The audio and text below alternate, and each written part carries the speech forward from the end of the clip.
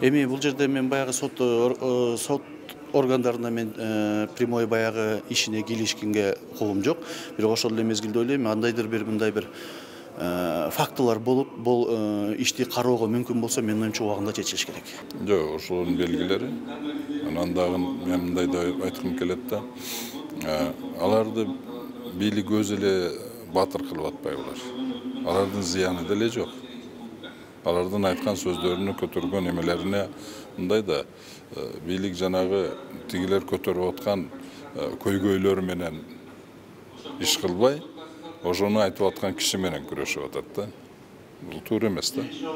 Ошондуктан мен мындай жакшы эле эме менен айтып атам. Булардын айтканын эмне көйгөйүнө обсуждение кылыш керек. Көйгөй менен күрөшүш керек да, ошол көтөрүп аткан. Ошону менен алек болуш керек.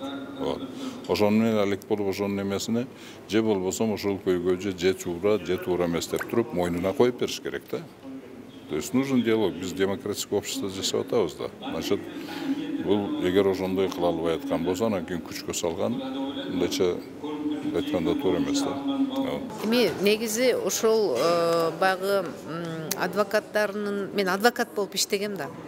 Анан көп мен чоң өтө татаал иштерди жеңгемин, чынында эле.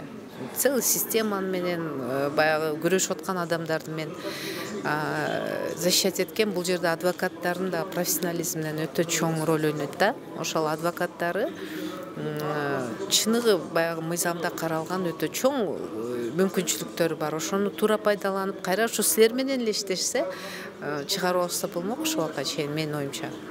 Бийликтин буга карата аракетин кандай баалайсыз? Эми ар бир бийлик ушундай аракет кыла тургандагы структуралар болот да.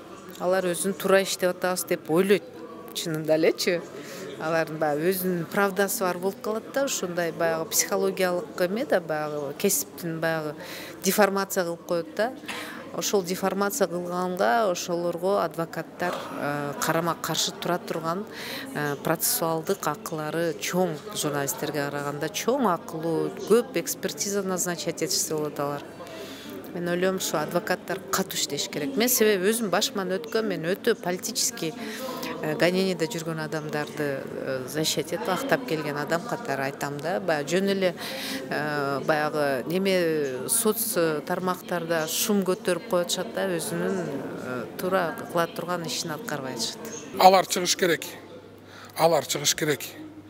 Алар жаш балдар бирөө мындай кызыл кандуулук менен алдырышып айтып коюшу мүмкүн. 19 жашар бала эмне деген бала, акыл эси толук жеткен күндө да ар кандай 19 эмес 50 жаштагы биз кээде туура эмес сүйлөп алып атабыз.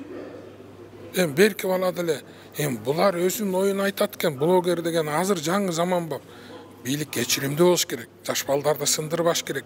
Азимбек Бекназаровдун баласы Руслан да чыгыш керек. Биз азыр жыйрылбай ынтымакка, мунасага келиш керек. Бардыгын чыгарып, сүйлөшүп.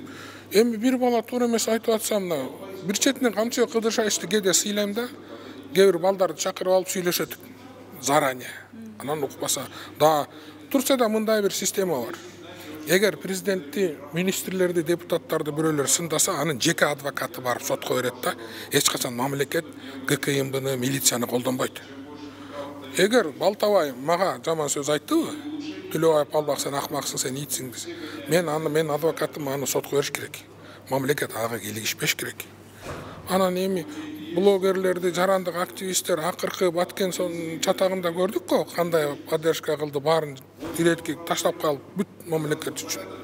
Ошон үчүн бул жигиттерди анан негизи ар бирибиз бир нерсе айтып атканда ойлонушубуз керек да. Себеби азыр социалдык сеттер баарыбызды теңдеп койду да. Баарыбыз бир болуп калдык. Тоонун башындагы менин классташым мен дагы баарыбыз бирдей айтабыз, баарын билип, билбей туруп. Анан бирок түрктөр жакшы бар да, девилет баба деп коет да. Мамлекет ата, өкмөт ата, ал мейиримдүү болуш керек.